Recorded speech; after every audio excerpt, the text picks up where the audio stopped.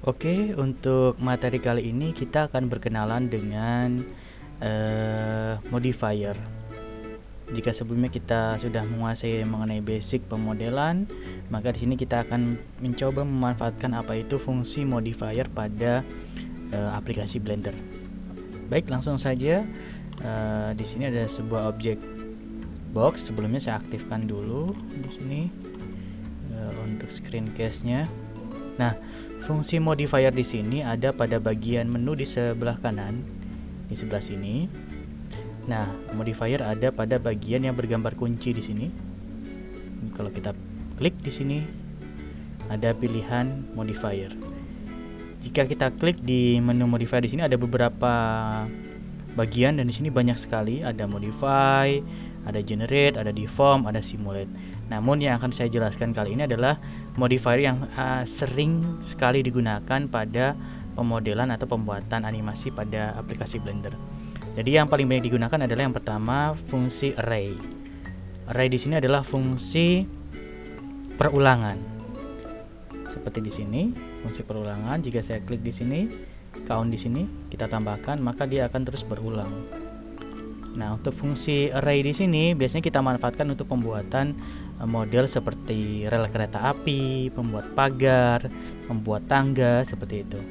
Salah satu contohnya, kita bisa melakukan kustomisasi atau perubahan untuk penggunaan array di sini. Contohnya, secara default dia akan menambahkan pada sumbu X dengan nilai 1. Jika kita rubah menjadi 1,5 setengah, maka ketika array-nya kita tambahkan, maka dia akan memiliki jarak sekitar 1,5. Atau kita juga bisa mengatur, contohnya di sebelah sini 0, kita rubah dia pada sumbu Y. Jadi penambahan array-nya 1,5, dia pada sumbu Y. Atau kita juga bisa atur dia pada sumbu Z, maka dia akan naik seperti ini. Kita bisa custom, ini kosong, kita kosong saja seperti itu. Nah, seperti ini. Nah, pada penggunaan fungsi array di sini kita bisa juga merubah, contohnya di sini. Kelebihannya adalah kita bisa melakukan editing di sini, edit mode. Seperti ini. Jadi kita hanya fokus pada satu objek, maka objek array yang tadi seperti terduplikat atau ditambahkan, dia akan mengikuti sesuai dengan objek pertama. Jadi kita cukup fokus pada satu objek, maka selama array ini belum di-apply, maka kita bisa merubah objek tersebut. Nah, ini salah satu penggunaan untuk fungsi array.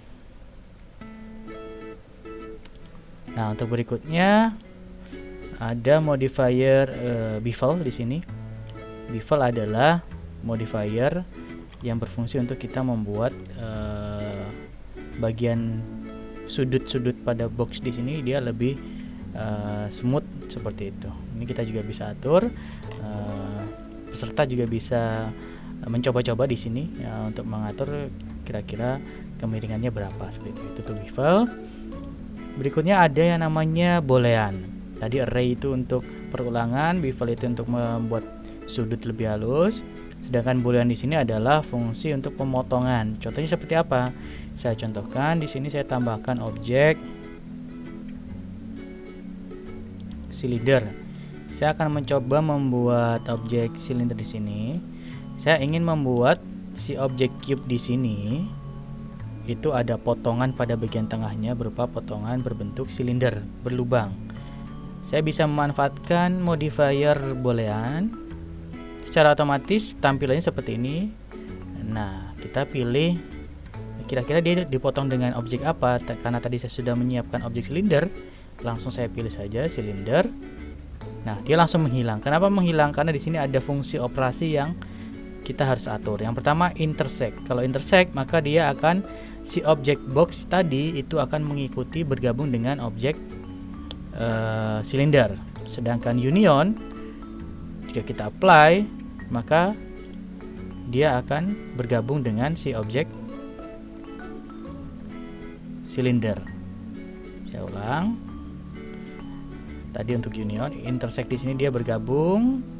Si objek box hilang bergabung kepada objek silinder, sedangkan union kedua objek ini akan menyatu seperti join, fungsi join.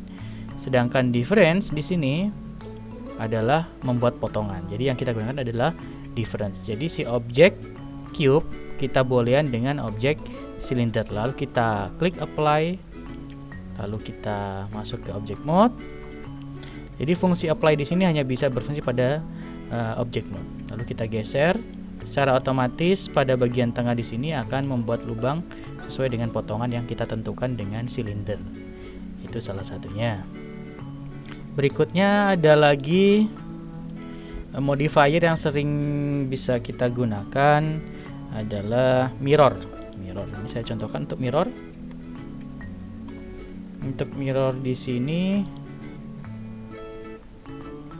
saya reset ke tengah dulu, kursor to center agar dia pas di tengah. Saya contohkan biasanya untuk objek-objek yang dia memang harus proporsional. Contohnya di sini objek monyet, monkey. Ini saya hapus dulu bagian sebelah sini.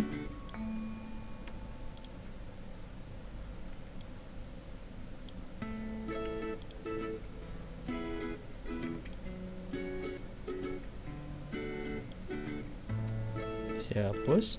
Nah, di sini ada sebelah bagian seperti tampilan di layar. Kita bisa tambahkan modifier mirror. Maka dia akan secara otomatis membuat tampilan pada bagian sampingnya seperti ini. Jadi dia otomatis seperti ini. Lalu kita bisa aktifkan clipping ini agar si objek ini menyatu antara sebelah kiri dan kanan. Fungsi mirror ini difungsikan untuk objek-objek yang benar-benar simetris, contohnya objek untuk manusia, hewan seperti bagian kanan dan kiri, atau membuat objek mobil seperti itu. Bagian kanan dan kirinya harus sama, kita bisa menggunakan fungsi simetris di sini. Nah, kita dipermudahkan agar ketika kita mengedit di sebelah kanan, maka sebelah kiri dia juga akan ikut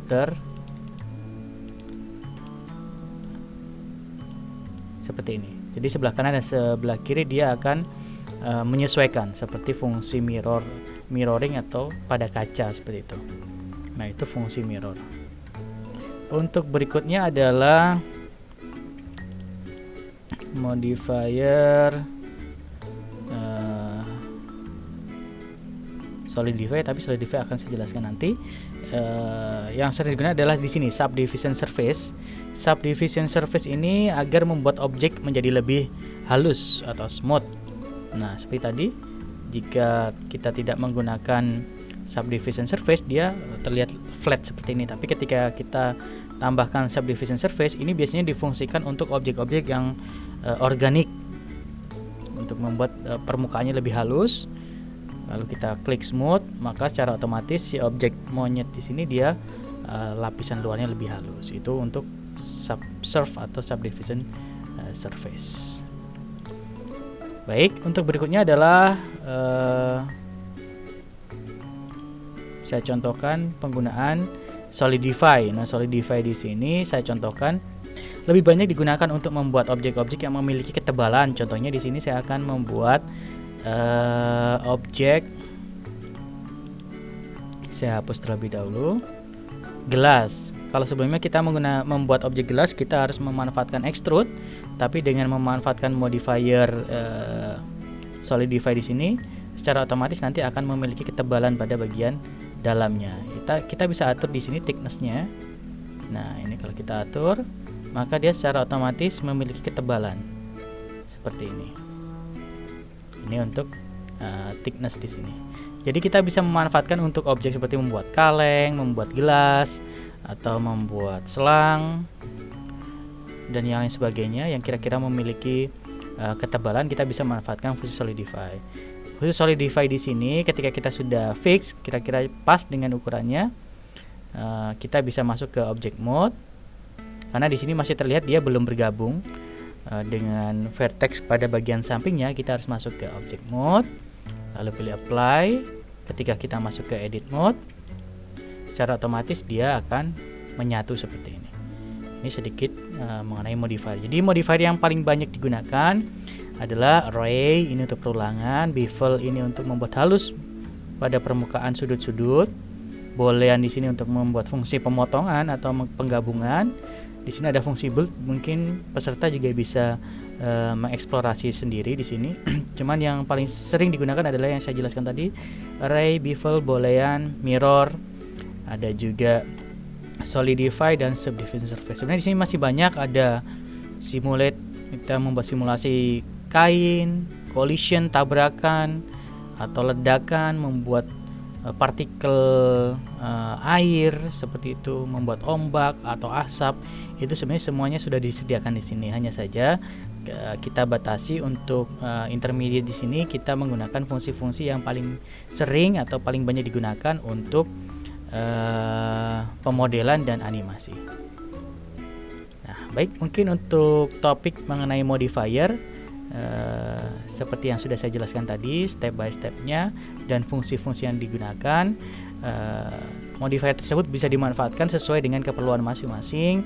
Kira-kira ingin membuat model untuk pembelajaran seperti apa, nanti bisa memanfaatkan fungsi-fungsi yang ada di sini. Untuk berikutnya kita akan mempelajari topik mengenai parent. Bagaimana kita membuat parent agar objek yang satu dengan yang lain itu bisa bergabung dan bisa dikontrol agar mudah dianimasikan. Akan kita pelajari pada topik di sesi berikutnya. Terima kasih.